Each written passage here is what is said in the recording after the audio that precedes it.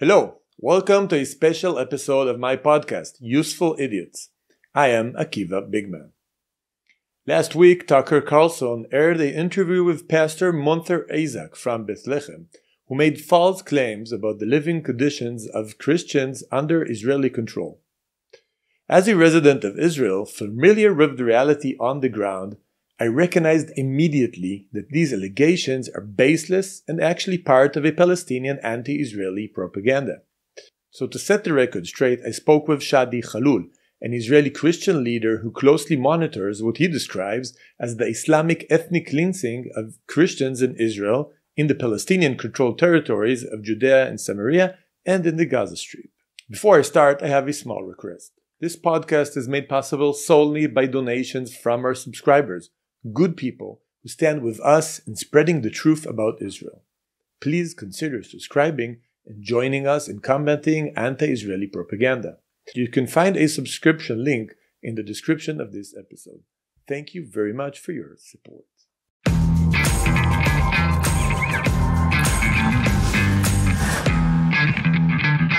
Okay, so I have the honor to have on with us today Shadi Halul. Shadi Halul is an Israeli Christian. He served in the IDF. He's actually an officer in the IDF Reserve Force, and he heads a NGO called the Aramaic Christian Society in Israel. And Shadi, it's a pleasure to have you on with us. We would like to discuss today certain lies that were spread out last week by Tucker Carlson about the status of Christians in Israel and Christians in the Palestinian territories. And it's a pleasure to have you on. Thank you so much for coming. Thank you, Akiva, for hosting me and for allowing me to expose those lies and speak about the truth in Israel and about our status in Israel as a Christian, native Christians of the land. So, as I would like to start, I am Shadi Halul. I am a Christian Israeli Maronite citizen. I belong to the Aramaic people. I'm the founder and president of the NGO, non-profit organization called ICAA, Israeli Christian Aramaic NGO, with its Aramaic Center here in Gush Chalav in Upper Galilee. I am the founder also of the Christian Jewish Educational Leadership Youth Program that prepare for 7 months Christian youth and Jewish youth staying together, learning together, studying together, training together for serving better as leaders in the IDF and in the Israeli society toward coexistence between both communities and as a model for others to follow. That's what I am also dealing with. I'm dealing a lot of education, advocacy, and explaining Israel in a better way. And of course, advocating for my Christian community needs in Israel include building a Christian Aramaic school in Haifa, include building a Christian Aramaic town in Upper Galilee. All these things I'm dealing together in a positive Christian engagement with the state of Israel, trying to convince them to do the right thing to our community and expose the good face of Israel at the same time, the Jewish people. Okay.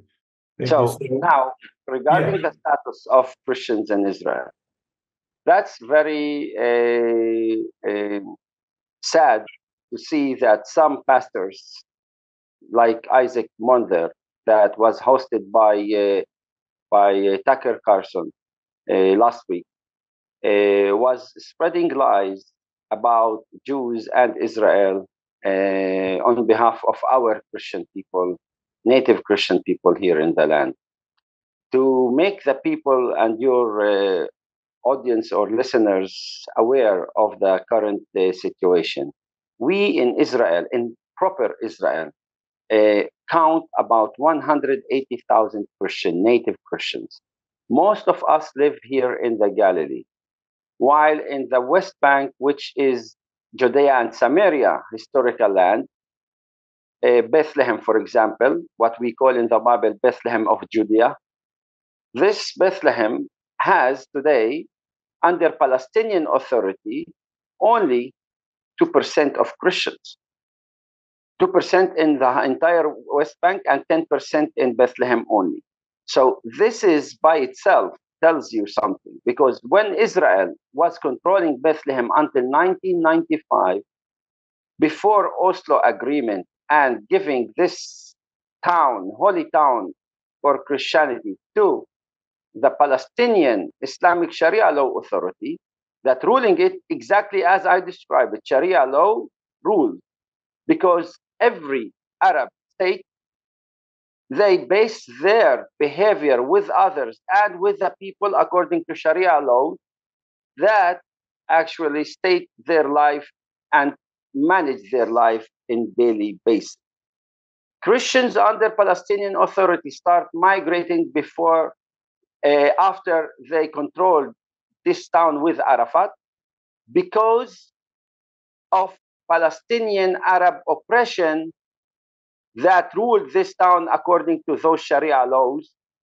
They didn't take the Sharia laws to the extreme because they actually fear the reaction of West and fear the reaction of not having a support from the West. They try to deceive people and bring people like Pastor Munther to tell the world that the cause for Christian diminishing in Bethlehem and in the Judea and Samaria region is because of Israel occupation, while the main reason is the oppression of their neighbors, the Islamic radical neighbors, that they start coming to Bethlehem from Hebron and from other places in Judea and Samaria to make Bethlehem majority of Muslims. And the Christians felt actually by this changing reality fear, and we saw what happened in 2000 when there was intifada, the second intifada, they call it.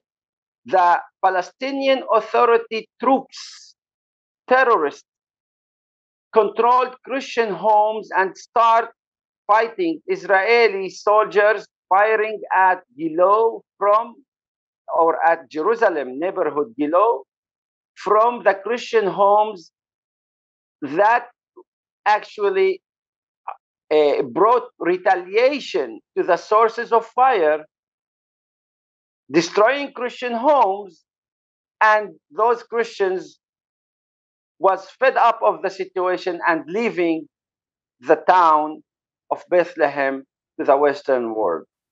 That's the main cause, and that's exactly the same technique the Islamic radical group, Shia group of Hezbollah using in Lebanon, in Christian towns in South Lebanon. Exactly the same scenario. So that's the main cause for Christian migration, and Christians feel bad for this wall. I tell you why they feel bad for this wall, that protecting our citizens, Israeli citizens, from suicide bombers or bombing that was taking place back 20 years ago on a daily basis in Israeli cities. So we created this wall in order to protect our citizens. That's a country that respects its citizens and defends its citizens. Now, the Christians felt bad with this because this wall prevent them from actually feeling I call it feeling protected by Israel, or in continuous geographical continuation with the Israeli cities that protected them actually from those Palestinians that oppressing them. And that's the main thing why Christians in Bethlehem want to take down this wall. Not because of other reasons. They don't tell you this reason. But you need to hear this reason, because no one will tell you that other than people that brave and speak the truth. Because I have so many Christians in Bethlehem, friends, and in Bet Sahur, who contact me in private, and they tell me those things. They tell me how they are treated by their neighbors, by the Palestinian Authority police, by the courts in the Palestinian Authority, by actually confiscating their land by some mafia people from the gangs or the in ISIS method. They go and sit in part of their land and build their like home in part of the land, and they force them to sell the land for them, and if not, they will be actually hurt or threatened to death. And if they go to court, court cannot enforce because this guy come from this Muslim guy come from big tribe that no one can actually face him. And if they do face him, they will, the Christian will be actually hurted. And so what the Christians does in regular days, they just sell their land or this part to another Muslim tribe, a guy from another tribe, and they start fighting each other because Muslims, two tribes can fight each other, while we as Christians, we have small families and not big tribes like the Muslims have. So that's that's what's happening in reality in daily life. That Munther, this pastor, was deceiving people, not talking about it. Not Israel is the cause for this oppression of Christians in West Bank, in Judea and Samaria, in Gaza. It's the radical Muslim behaviors toward Christians that come from with a different culture, different mentality, very close to the Jewish people in somehow, because they based on the same book and the same Bible. We read the same books, the Old Testament and New Testament, as we call, or some call them. But this is actually what our culture is.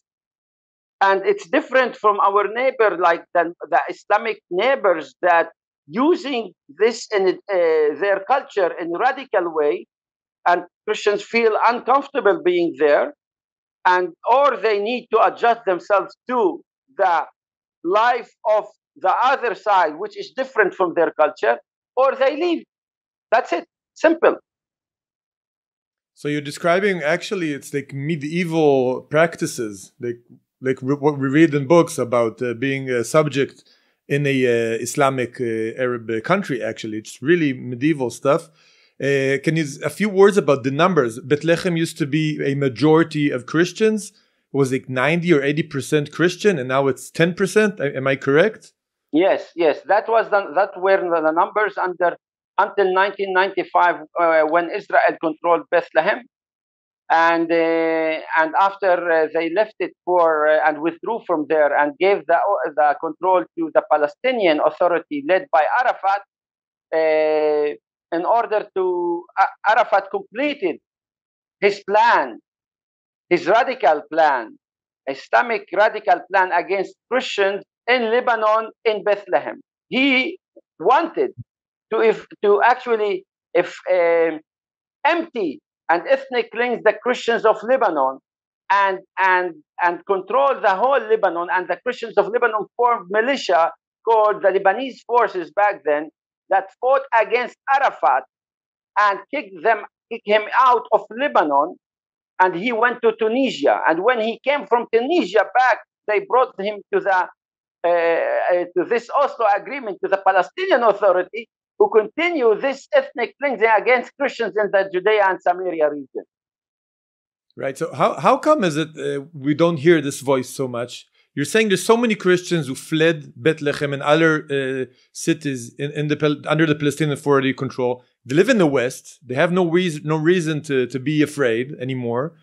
How come we never hear them? We never hear this voice that you're voicing so. Akiva, I want to tell you first of all, and thank you for allowing me to raise up this voice, because so many Jews didn't help us raise this voice. Because so many Jews that control the media here, they didn't think that this voice is important. And you know what? Until Tucker Carlson was speaking badly against Jews in the way, accusing them of the Christian persecution here, then all of a sudden so many people want to hear another voice and see the truth. So I am, in my way, I'm trying to lead policy and long-run policy and speak about it. And I don't want to treat the current reality and lies by like a firefighter. What I mean, when there's a fire, the firefighter come and try to, to take care of it. That's exactly what we are doing now. Right. While when I was working, and we are working here to fix things and to be more advanced than them, because I know their plan. I know what they talk about. I know their lies. We hear them. You hear these lies maybe once in a while when Tucker Carlson speak about it. I hear it every day.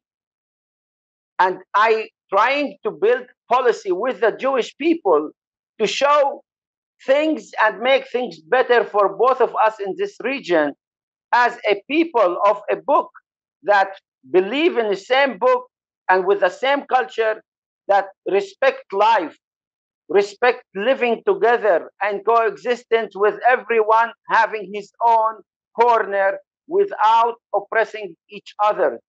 That's the way we are living, actually, but we need to speak about it and expose it.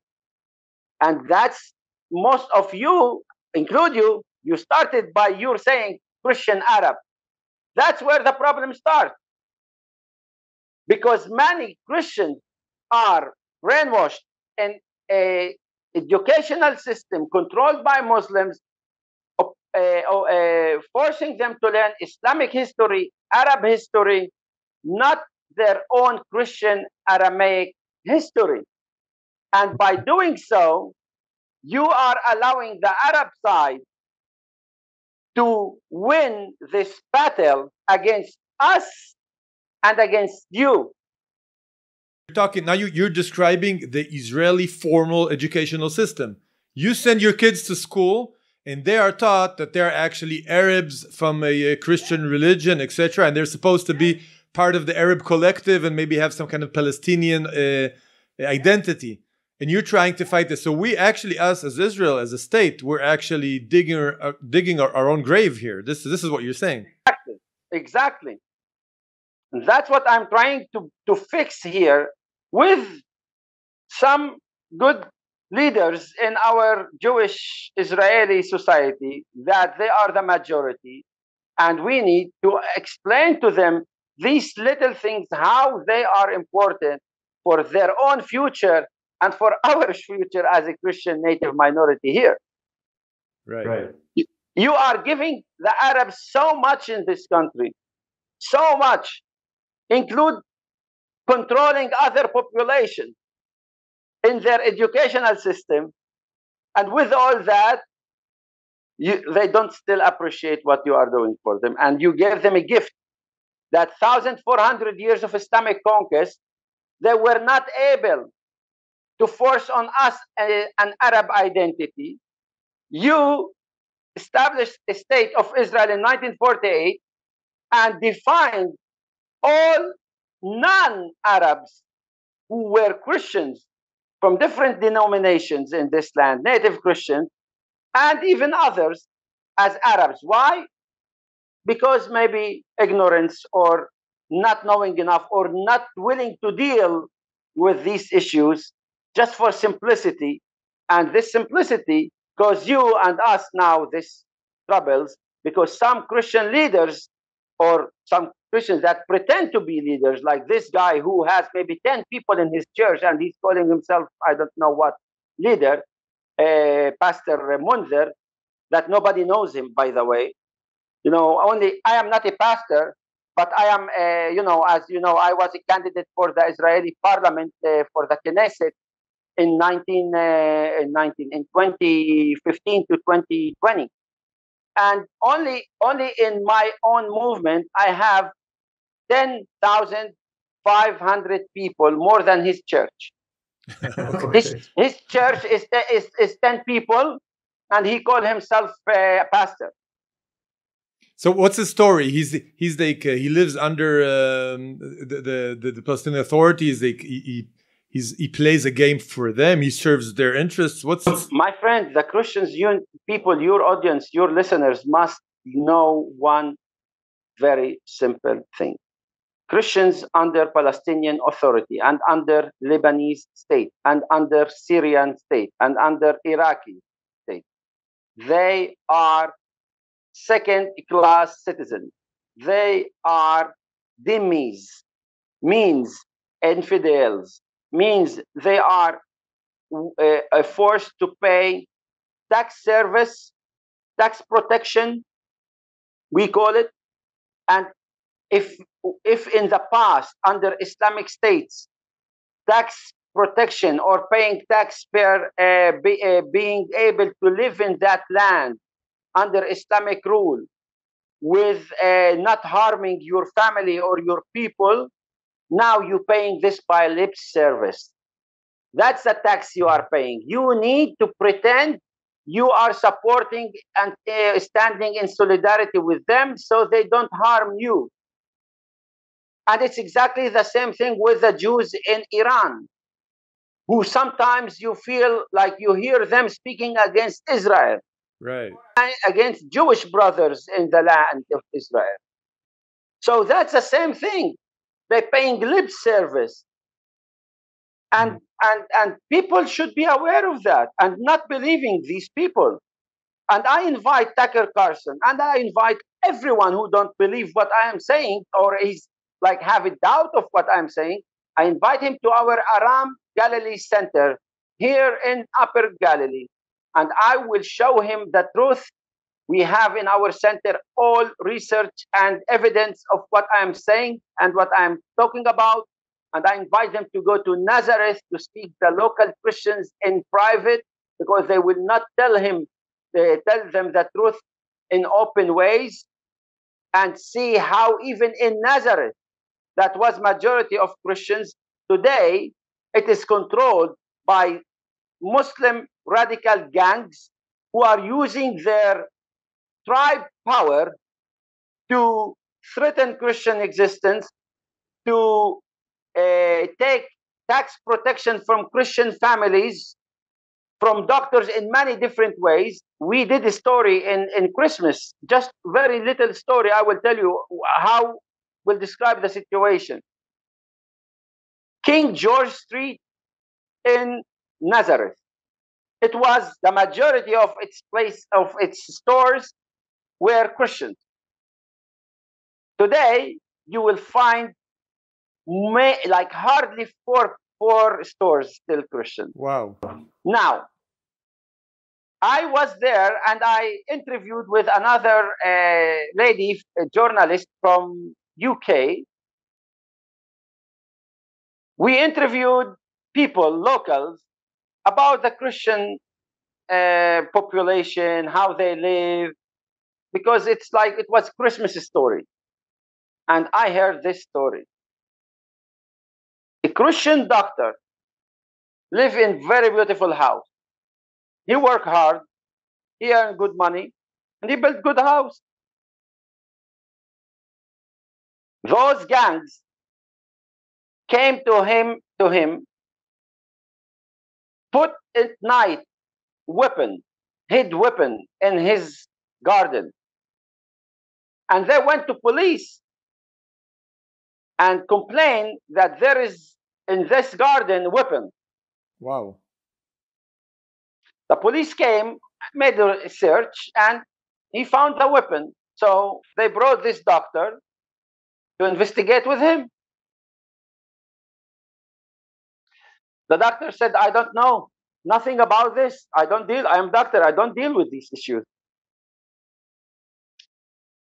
So these gangs, same gangs, or some, from the family members, big family, they came, hey, you are the one who complained to the police about our weapon that was hidden there. And okay, tell the police, you will be hurt. You need to pay either 50, you need to pay either 200,000 shekel, or you will be attacked by us. wow. What do you think this doctor did? I assume he left. He sold his house and left. But he didn't sell his house, my friend, to another Christian family. You know why? Because no one from the Christian families will go buy this house. And I think this is a story of thousands of families in Nazareth today, right? And it's happening in Bethlehem too, under the eyes of Palestinian authorities and under the eyes of this deceiver who spoke with Tucker Carlson, Munther Isaac.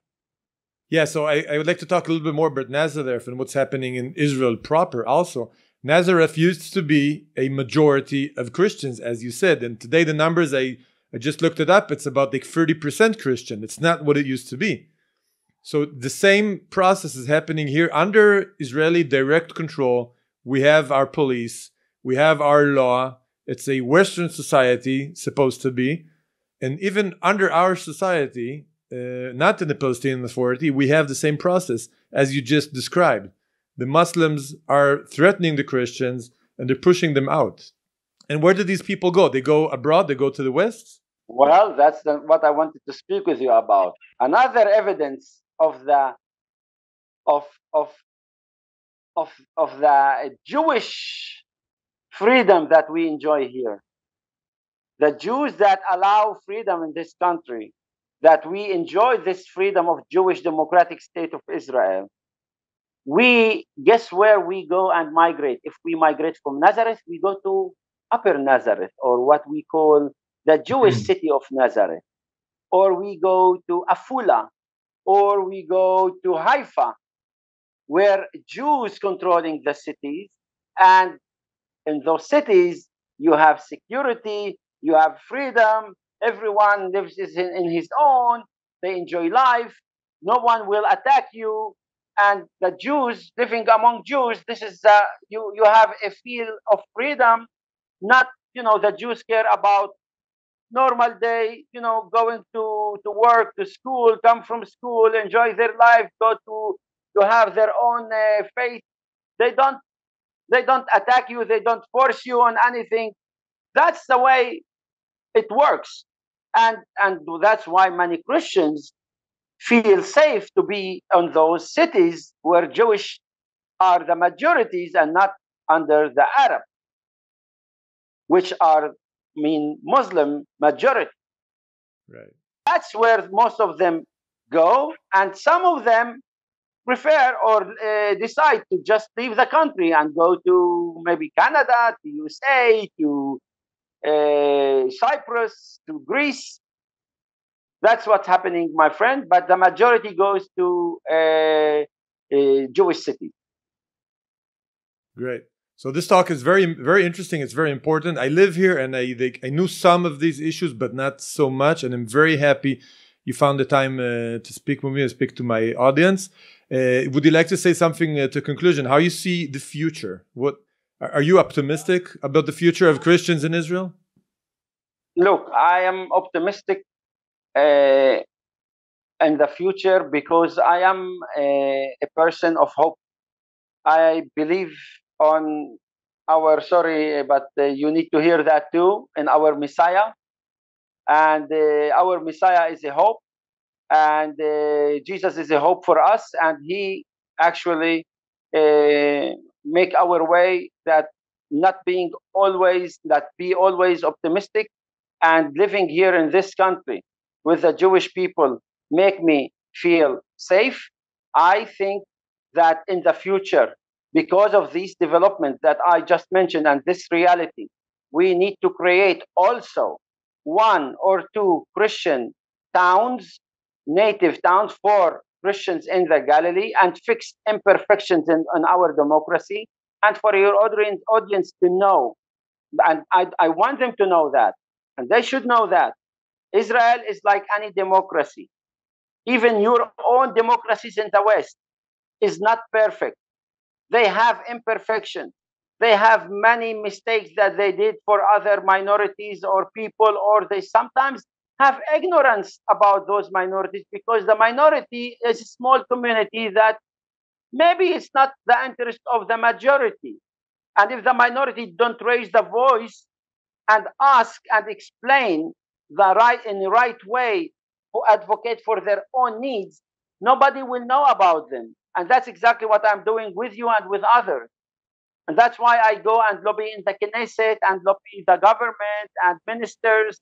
And that's why I work with the government and convince them to define us as Aramaic native community here. And I succeeded on that in 2014. So we are now recognized by the state of Israel officially as Aramaeans, which is Aramaic people, not Armenian, don't mistake. And this is what I'm working also advocating for, also building the first Aramaic Maronite Christian town in Upper Galilee and make justice with our people. Yes, there was imperfection, and this is one of them. Let's not hide the truth. Let's speak about it so people will believe we are speaking the truth and not just trying to hide everything that is also wrong. That's reality.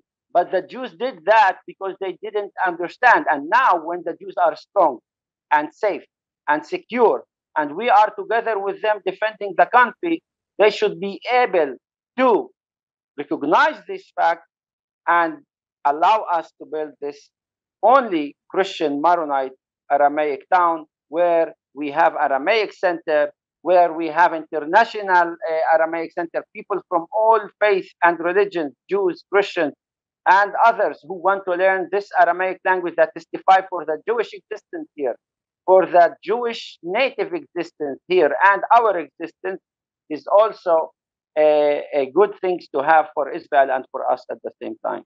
That's what I am doing, and I think the future will bring a good things for both of us because we are a people of hope at the end. Yeah, I do agree. Also, Jews have a Messiah, and we also believe in hope. So we have this in common. So thank you so very much for coming on, Shadi. I wish you success with all your endeavors. Your success is ours, and I hope to see you around when I get up north to visit. You are invited. You have home here. Come here. We have many also Jewish tombs of very, very important ones, like the parents of Rabbi Shimon Bar Yochai here in. Right. We have also other, Joel the prophet here in our town. We have also Saint Paul. The parents used to live in our town. John of Gush Chalav is very well famous person that fought the Romans here. Right. Our town. So it's time to come and unite Christian and Jews in this land and let them know about the truth and how we are connected as people and as faith and culture. Amen. Amen. Yeah. Bye-bye, Shadi. Thank you very much.